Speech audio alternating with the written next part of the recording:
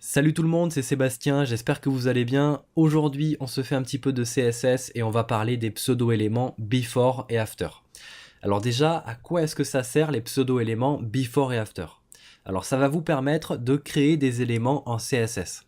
En fait, vous allez pouvoir partir de n'importe quelle balise du HTML et venir rajouter deux éléments sur cette balise.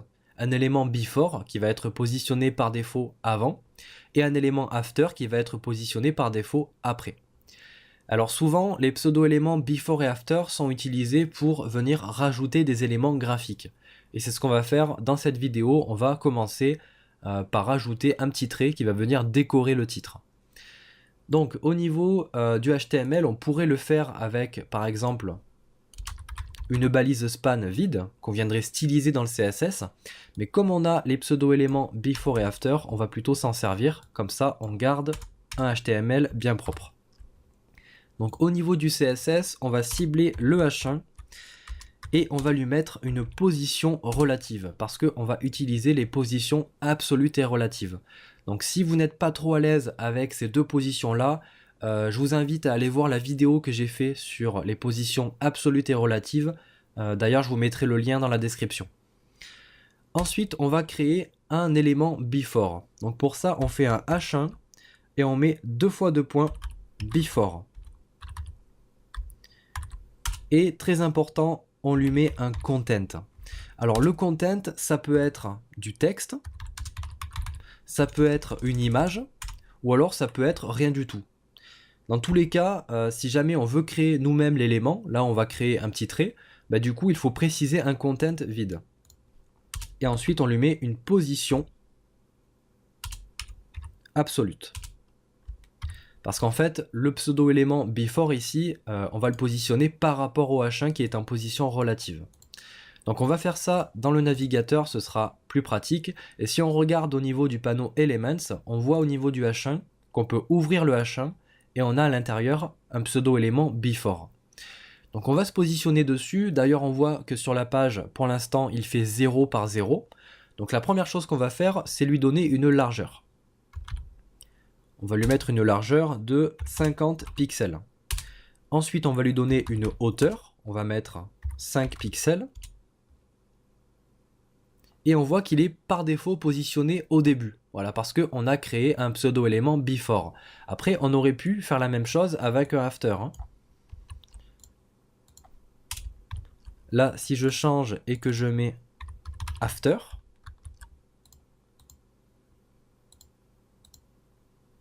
ben vous voyez que par défaut, il est positionné après.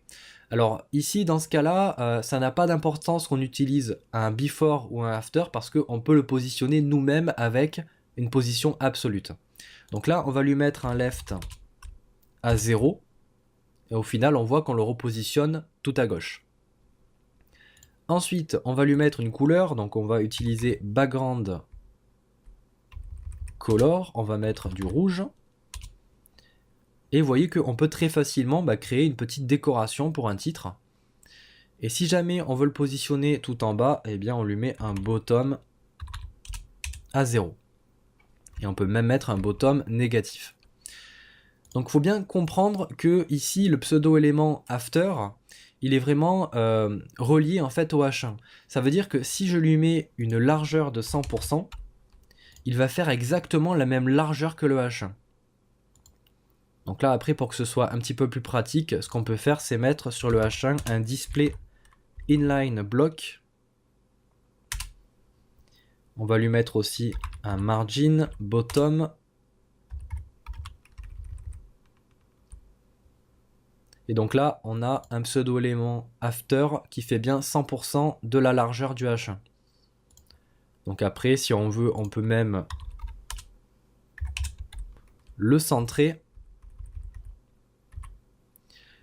Et comme on est sur une position absolute, rien ne nous empêche de le mettre avant, avec un z-index négatif. Là, si je mets un z-index de -1, on le positionne avant le H1. Donc on va récupérer tout ça. Et je vais vous montrer qu'on peut même faire des animations sur les pseudo-éléments.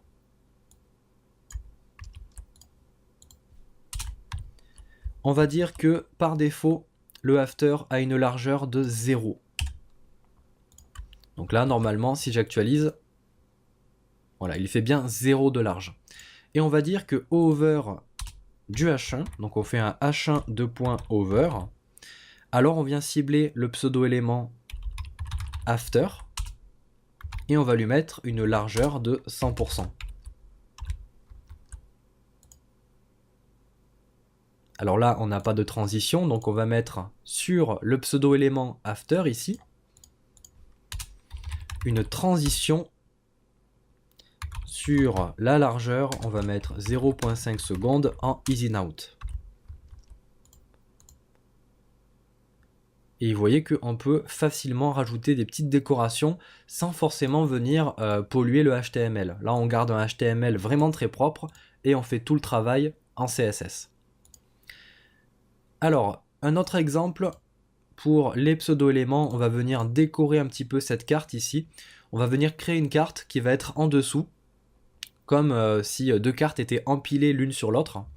Donc là, on va cibler carte 2.before. On n'oublie pas de mettre une position relative et sur le pseudo-élément une position absolute avec un content vide si jamais on crée le pseudo-élément nous-mêmes, l'élément nous-mêmes. Et on va venir récupérer tout ça et on va faire le positionnement en CSS. Alors, on va se positionner dessus, on va lui mettre une largeur de 100% avec une hauteur de 100% pour que le pseudo-élément fasse la même hauteur et largeur que la carte. Donc là, il n'est pas bien positionné, donc on va lui mettre un top à 0 et un left à 0 pour bien le caler à gauche. Ok. Et maintenant, on va faire un petit transform rotate Z pour faire une petite rotation et on va mettre du 2 degrés. Et là, pareil, on va mettre un Z-index négatif pour le positionner en dessous.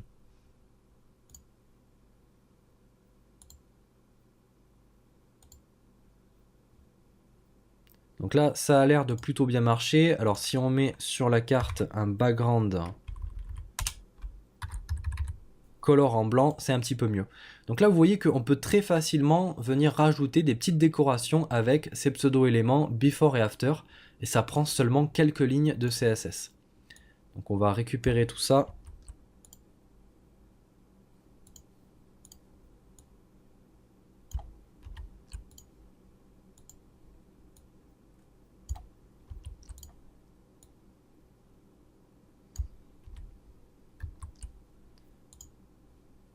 Ok, donc voilà pour cette petite vidéo sur les pseudo-éléments before et after. On aura l'occasion d'en reparler dans pas mal d'autres vidéos.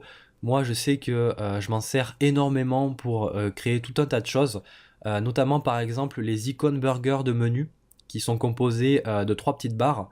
En fait, ce que je fais, c'est que je crée dans le HTML seulement une balise span, qui est en fait la barre du milieu.